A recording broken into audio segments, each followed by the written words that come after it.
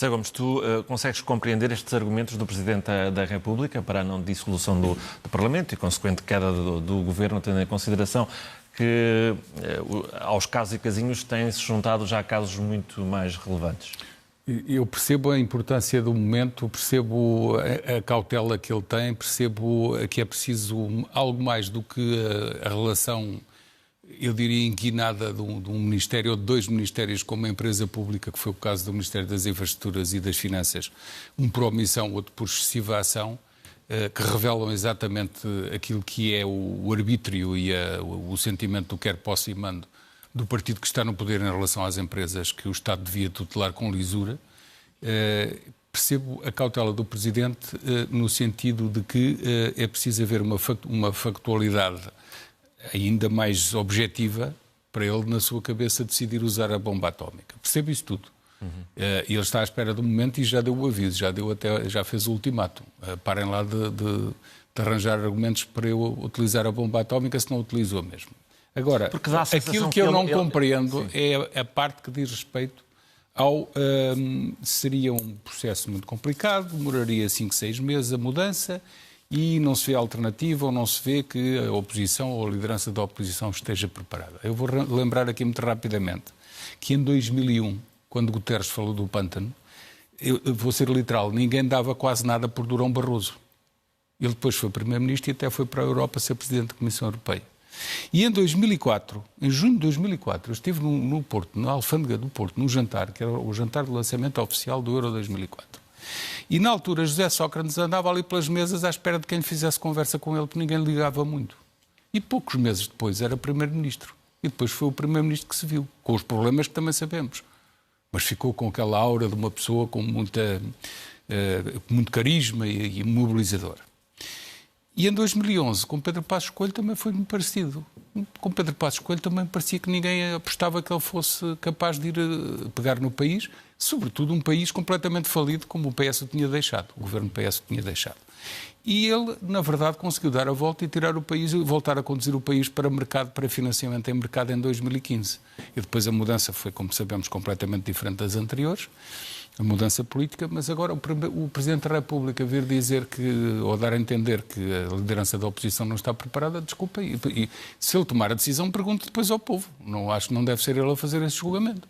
Agora, tem que ter, de facto, critérios objetivos para dizer assim não dá, e esta sessão legislativa tem que terminar, esta legislatura tem que terminar, e temos que partir para outra. E se calhar já era tempo de ter aberto os olhos a muitas realidades, a começar por aquilo que andámos aqui em desafio a dizer, este Governo, desde 2016, que não tem um plano estratégico para Portugal. Não sabe o que quer para Portugal. E os governantes que temos, a começar pelo Primeiro-Ministro, governam para se manter à tona. E andámos sempre a dizer isto, afinal está que se nota. Mas há esse Dom Sebastião no partido que também o prejudica, que é precisamente Pedro Passos Coelho. Miguel, mas isso leva-me a dizer, eu não percebo porque é que Luís Montenegro não aparece neste momento, face a tudo o que foi verbalizado até agora pelo Presidente da República, não percebo porque é que ele não aparece perante o país a dizer, mas qual é a dúvida, eu estou preparado. O plano é este, vamos às eleições. Aquele próprio também não o diz. Esse é que é o problema. Tudo o que ele disse nas últimas horas foi um Twitter, não é? Não aparece pessoalmente, nos momentos-chave, já devia ter aparecido. E depois não aparece claramente a dizer, mas estão com medo de eleições, porque estou aqui, vamos a eleições. Já na situação da TAP estava em Cancún, portanto estamos aqui a ter maus timings para... Pois esse é o problema. E realmente, ainda há bocado conversávamos informalmente, numa entrevista que lhe fiz em que lhe perguntei, do ponto de vista programático, o que é que queria para o país, e ele até foi bastante consistente.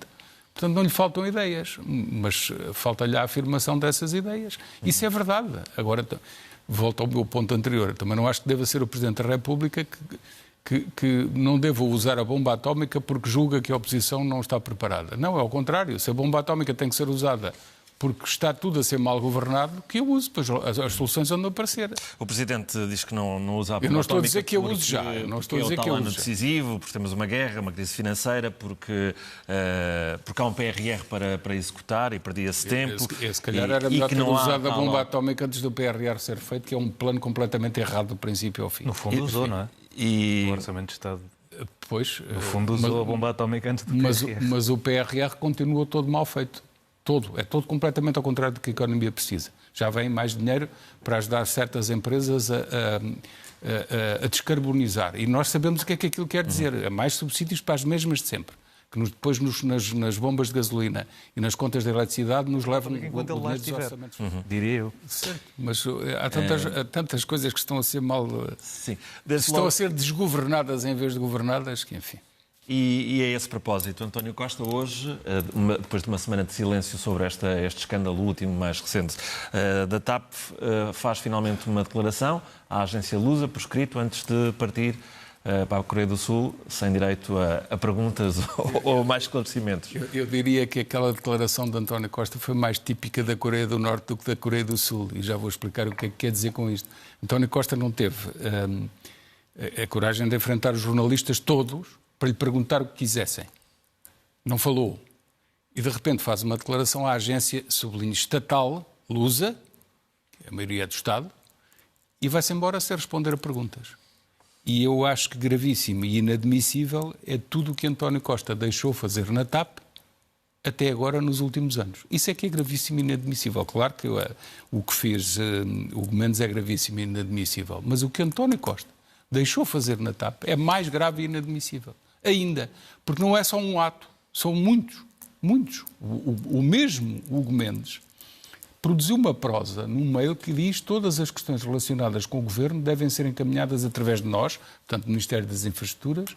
A TAP é a única empresa que se comporta assim, não há ligações diretas entre a TAP e outros ministérios. Um governante a dizer isto a uma CEO, a uma Presidente Executiva, a retirar da equação o Ministério das Finanças. Isto é um atentado institucional. Tudo isto devia levar a admissão dele e, na sequência, a admissão de tudo o resto. Porque isto não é a causa do mal-estar na TAP. O Hugo Mendes não é a causa do mal-estar. O Hugo Mendes é um produto de um tipo de relação do Governo em nome do Estado com as empresas públicas e com outras realidades do país, mas com as empresas públicas. Mas António Costa diz que não conhecia essa realidade, essa informalidade. Não quis conhecer. Aliás, António Costa produz esta declaração que no mínimo é cínica e é hipócrita. Porquê? Porque ele não quis enfrentar os jornalistas, produz esta declaração e vai-se embora, portanto, sem um confronto direto, não responde a tudo o resto e nunca foi capaz de reconhecer aquilo que é gravíssimo, que foi a interferência política permanente na administração da empresa TAP, dito pela própria CEO no Parlamento, e do que essa senhora fez com uma outra administradora mandando-a embora quando a outra senhora tentou impedir que se fizessem asneiras graves. Isto é que é grave e que se devia discutir.